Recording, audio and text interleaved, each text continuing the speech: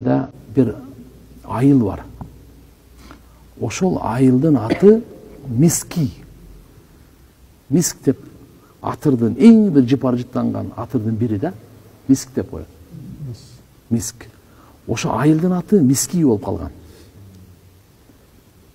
Да, бул эмне үчүн ошол айылдын аты Миски болуп калды десе, о бир заманда бир жаш жигит бар экен, динге бекем экен да, таква экен. Имандуу экен да. Анан бир аял ага ашык болуп калат экен. Дагы өзүнүн каалоосун чыгарыш үчүн бул балага айтат экен, балам, мынаны көтөрүп алып, ал үйгө жеткиришип койчу мага десе.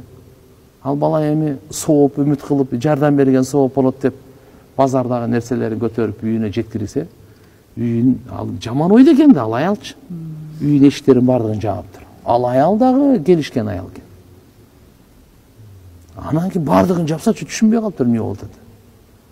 Анан өзүнө чакырыптыр.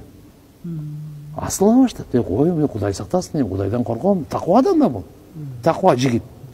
Ал десе болбойт, бул десе болбойт, эштин бардыгы жабык. Я Алла, кантип кутулам мен будан э? Анан аргасынан айтыптыр, макул, ошол зынага барсам барайын, бирок мен ажатканага бир кирип чыга алайын десе, макул деп. Ажатканага кирип, чечинип, өзүнүн ажасын, заңын сыйпаныптыр. Денесине. Денесине сыйып чыккан экен, эми жыттанганда, өлүңдү көрөйүн дейт да бул эми. Өзүнүн тили менен. Чык эшикке деген экен, сасыбай анан чык деп.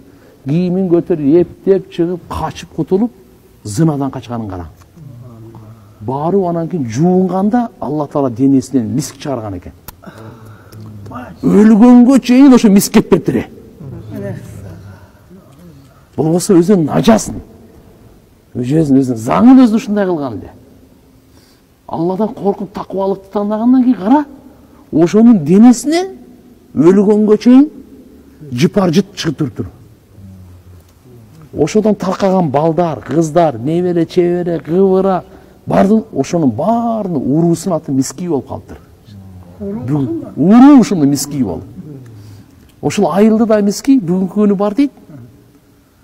Ошол баладан таркагандар да, ошол урпактан таркагандар Миски деп коет экен.